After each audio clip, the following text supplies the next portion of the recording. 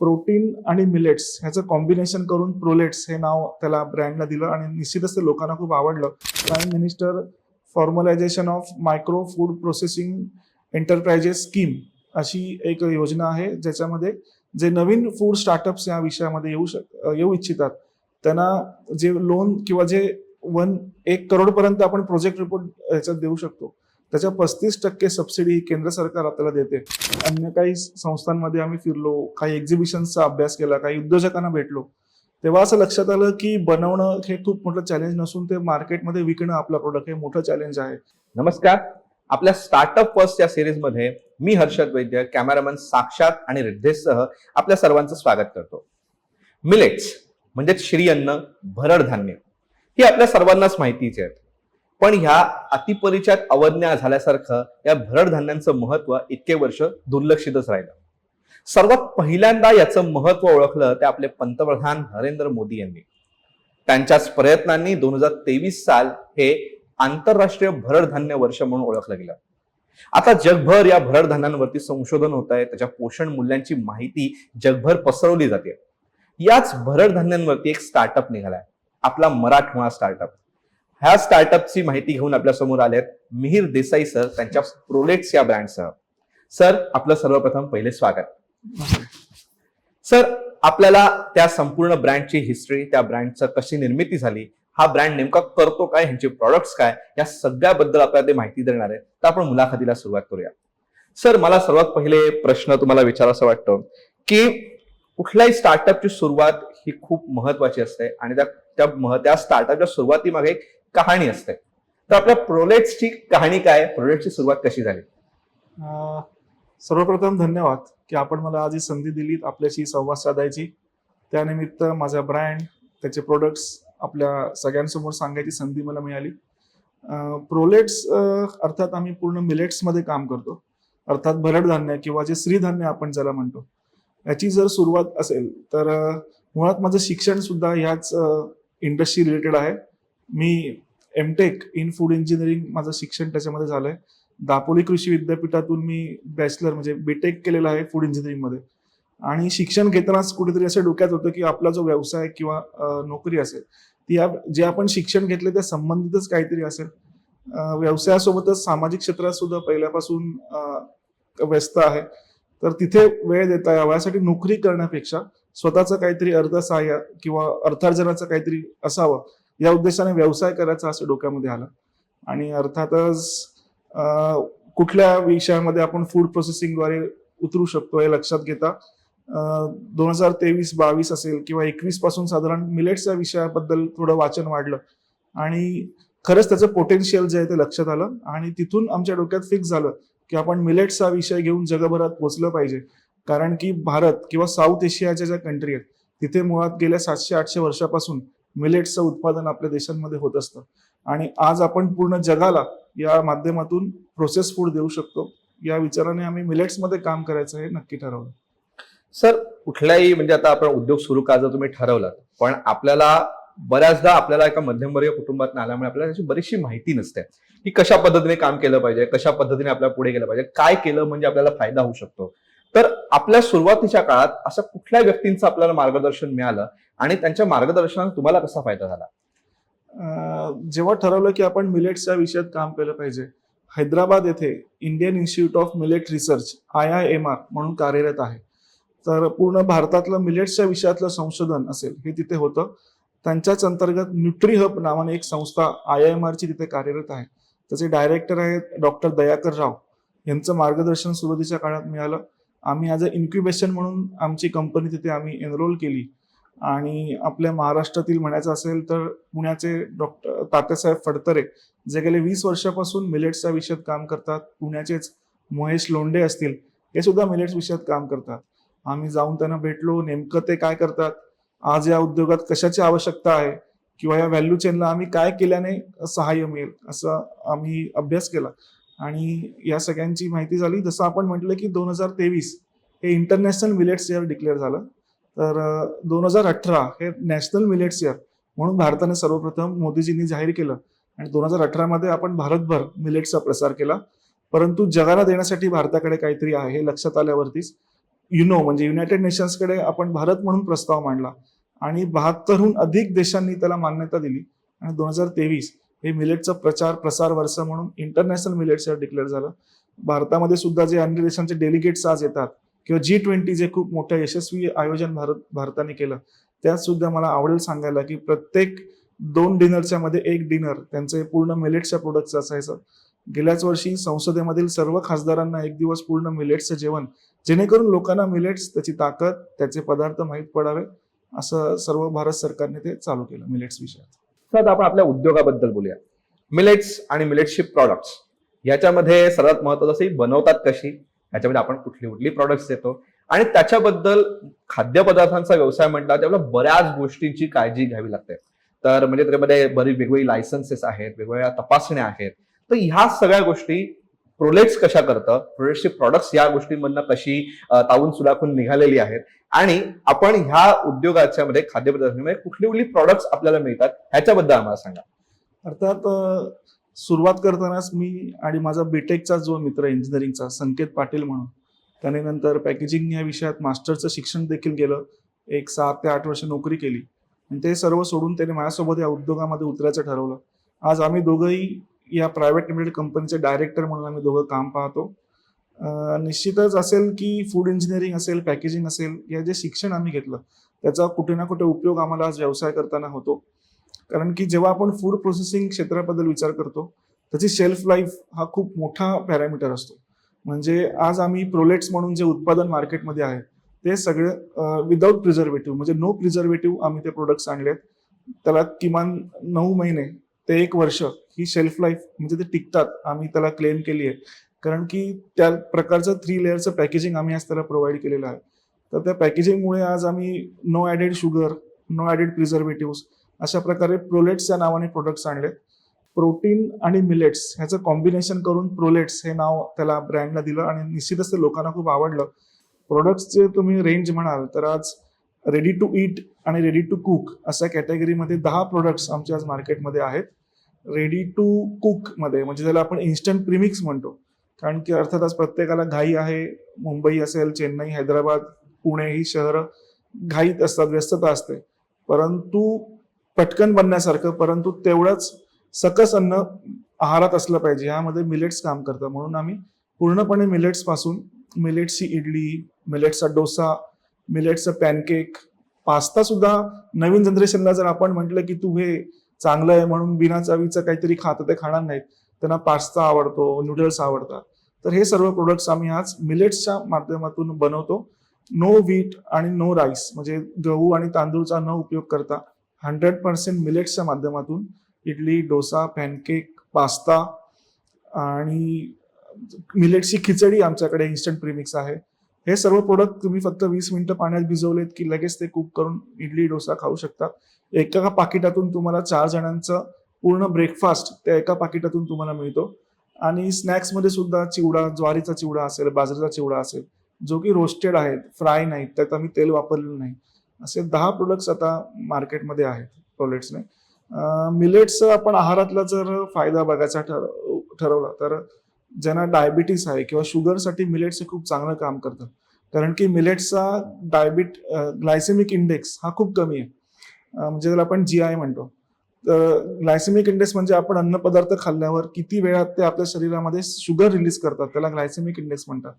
तर गहू आणि तांदळाचा ग्लायसेमिक इंडेक्स हाय आहे, म्हणून डायबिटीस असलेल्या रुग्णांना गहू तांदूळ खाऊ नका असा सल्ला बरेच डॉक्टर देतात. परंतु मिलेट्सचा ग्लायसेमिक इंडेक्स अतिशय कमी आहे. त्याचप्रमाणे ग्लुटेन फ्री म्हणून आपण मिलेट्सला ओळखतो की गव्हामध्ये जे प्रोटीन ग्लुटेन आहे, बऱ्याच लोकांना विशेषतः युरोप कंट्रीना ग्लुटेनची ॲलर्जी असते, परंतु मिलेट्स हे पूर्णतः ग्लुटेन फ्री आहेत.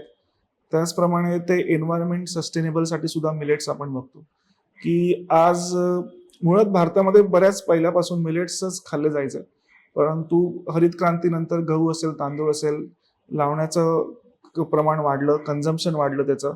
आपण रेशनिंग किंवा इतर ह्याच्यात सुद्धा तेच जास्ती वाटायला चालू केलं आणि कुठेतरी मिलेट्स हळूहळू बाजूला पडत गेले. आणि सुरुवातीला मिलेट्स हे कुठेतरी गरिबांचं अन्न आहे म्हणून ते दुर्लक्षित केलं, परंतु आज ते चित्र बदलताना दिसतंय आणि आज श्रीमंत लोक जास्ती पैसे मोजून आम्हाला मिलेट्सच पाहिजे असा आग्रह जगभरातले लोक बघतायत. कारण की बदलती जीवनशैली असेल, युरोप, अमेरिका यासारख्या देशात दुष्परिणाम गहू तांदळाच्या अतिवापरामुळे त्यांनी बघितलेले आहेत आणि ते सर्व आज मिलेट्सकडे वळताना आपल्याला बघायला मिळतात. आमचे प्रोडक्ट न्यूझीलंड सारख्या देशात सुद्धा आज जातात. आवडीने तिथे लोक मिलेट्सचे पदार्थ घेतात कारण ते पूर्णपणे ग्लुटेन फ्री असतात. आणि जसं एन्व्हायरमेंटली आपण म्हटलं की मिलेट्सचे हे कोरडवाहू जमीन असेल किंवा उताराची जमीन असेल तिथे सुद्धा मिलेट्सचं क्रॉप येतं. केवळ 60 दिवसांचं ते क्रॉप आहे. 60 ते 90 दिवसात तुम्हाला धान्य हातामध्ये मिळतं आणि त्यासाठी फर्टिलायझरची गरज नसते, पेस्टिसाइड्स वापरायची गरज नसते. पडीक जमिनीमध्ये मिलेट्स येतं. अतिशय कमी पाणी म्हणजे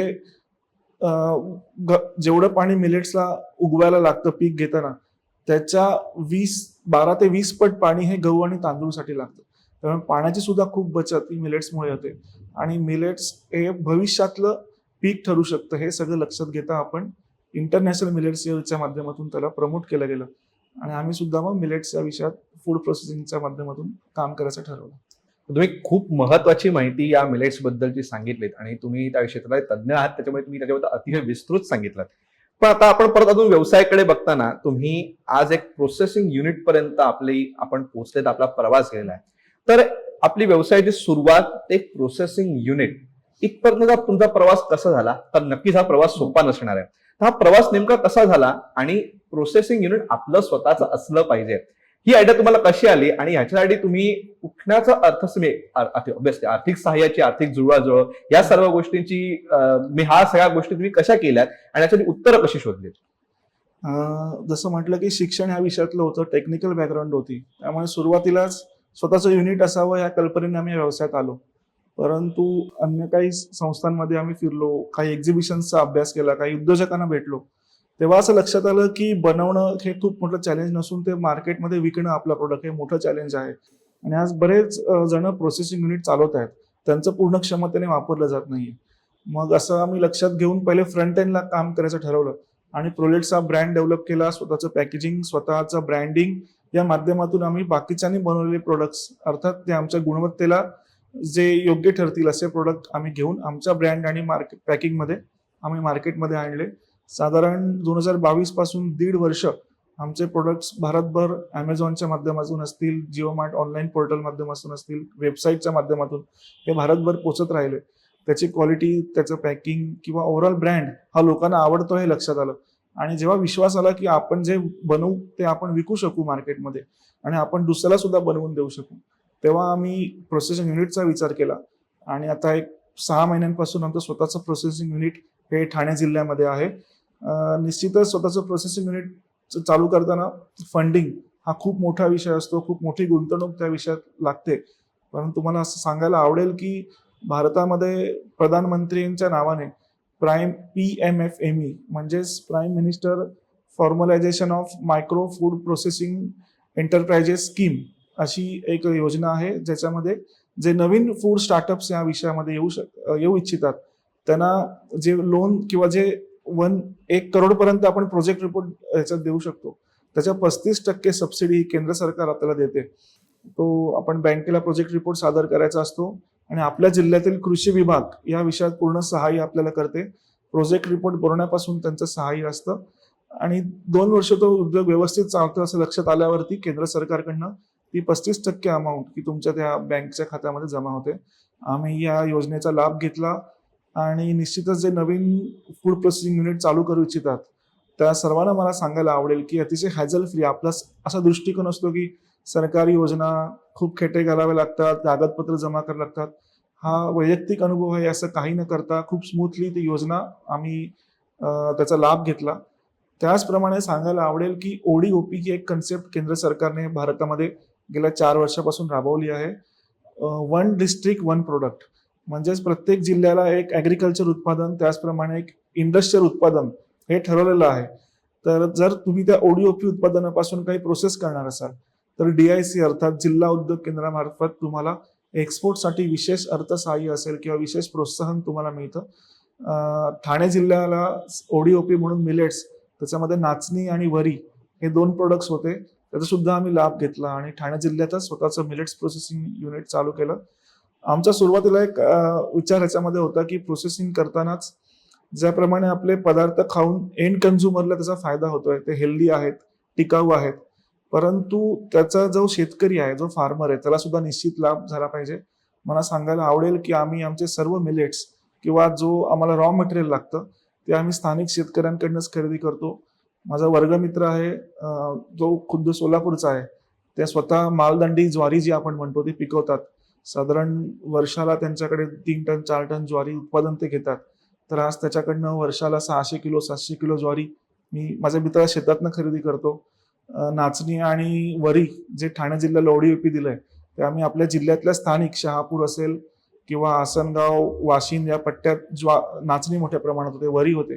तिकडनं आम्ही शेतकऱ्यांकडनं किंवा FPOच्या माध्यमातून आम्ही नाचणी खरेदी करतो.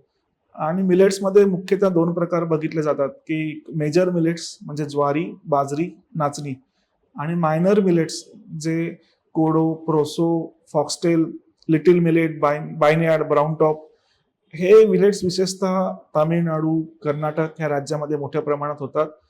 त्याच्यात प्रायमरी प्रोसेसिंगमध्ये सुद्धा बरेच हर्डल असतात, परंतु मिल तिथे मोठ्या प्रमाणात आहेत. तर आम्ही ते मिलेट्स तिकडनं इकडे मागवतो आणि अशा प्रकारे शेतकऱ्यांना मार्केटपेक्षा ₹1 जास्ती किंवा ₹2 जास्ती हमी भाव देऊन आम्ही त्यांच्याकडनं ते डायरेक्ट फार्मरकडनं आमच्या फॅक्टरीमध्ये आम्ही ते रॉ मटेरियल आणतो.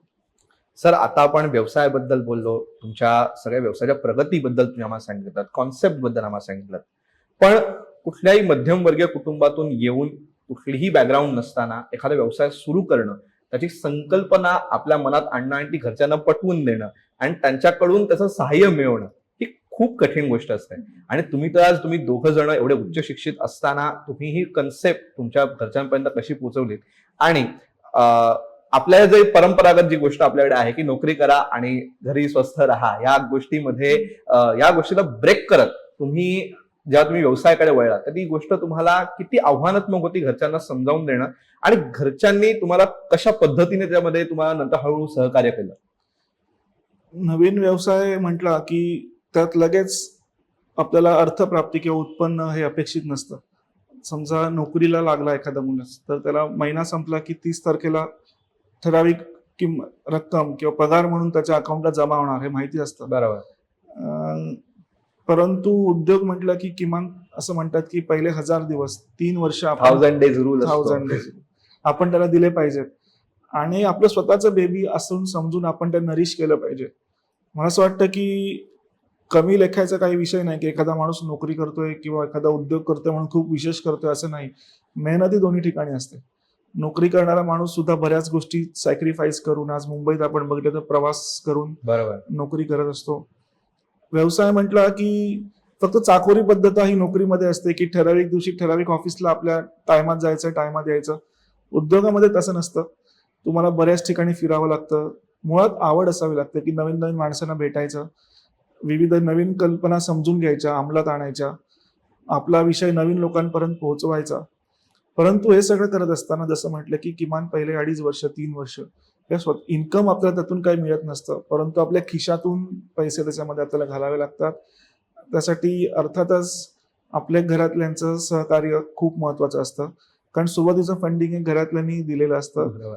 त्यांना एक विश्वास आपल्याला द्यावा लागतो की 3 वर्ष तुम्ही आम्हाला सहाय्य करा, त्याच्यानंतर कुठे ना कुठे त्यातून रिटर्न्स यायला चालू होईल आणि आपला व्यवसाय मोठ्या प्रमाणात येईल.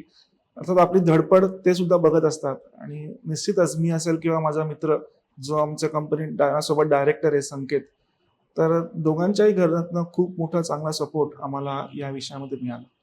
सो मुलाखतीच्या शेवटाकडे येताना आपण सगळ्या व्यवसायाबद्दल बोललो, आपण सगळ्या तुमच्या जर्नीबद्दल बोललो की तुमच्या त्या एक छोटासा व्यवसाय सुरू करण्यापासून त्यात एक स्वतःचं प्रोसेसिंग युनिट ही काही सोपी गोष्ट नाहीये. आज आपण एवढा मोठा पल्ला आपण गाठलेला आहे, तर आम्हाला नक्कीच जाणून घ्यायला आवडेल की आता आपली ह्या पुढच्या प्रवासाबद्दल आपले नेमके आराखडे काय आहेत, आपण कुठल्या पद्धतीने या प्रवासाकडे पुढच्या प्रवासाकडे बघत आहात आणि काही अशा योजना तुम्ही ठरवल्या आहेत का की आपल्याला आता हे अचीव्ह करायचं आहे, आपल्याला या गोष्टींकडे जायचं आहे, ह्याबद्दल आम्हाला काय सांगा? आता ऑनलाईनच्या माध्यमातून भारतातल्या विविध शहरात आमचा प्रोडक्ट पोहोचलेला आहे. यापुढे काम करताना निश्चितच काही शहरं टार्गेट करून, जसं की मुंबई, हैदराबाद, चेन्नई, पुणे, बँगलोर ह्या ज्या काही आपण cities tyre A, tyre A2 tyre अशा सिटीज म्हणतो, तिथे आमचा प्रोडक्ट पोहोचतो आहे. परंतु अन्य भागात सुद्धा भारताचा हा प्रोडक्ट पोहोचला पाहिजे.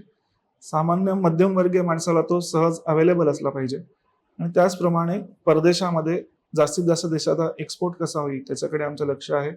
त्या दृष्टीने काही चेंजेस जसं की पॅकेजिंगमध्ये आत्ता मला आवडेल सांगायला की 2 अवॉर्ड्स आम्हाला नॅशनल लेवलचे पॅकेजिंगसाठी मिळाले. एक हैदराबादला पोषक अनाज म्हणून अवॉर्ड IMR कडनं दिला जातो दरवर्षी, तो आम्हाला एक्सलन्स इन पॅकेजिंगसाठी मिळाला. एक IFA इंडिया म्हणून अवॉर्ड बँगलोरमध्ये दिला जातो, तो अवॉर्ड आम्हाला पॅकेजिंगसाठी मिळाला. निश्चित त्याच्यात सुद्धा अजून सुधारण्याचं काम आमचं चालू आहे. आता सध्या न्यूझीलंड या देशामध्ये तेथील काही उद्योजक आमच्याच ब्रँडने आमचे प्रोडक्ट तिथे सेल करतात.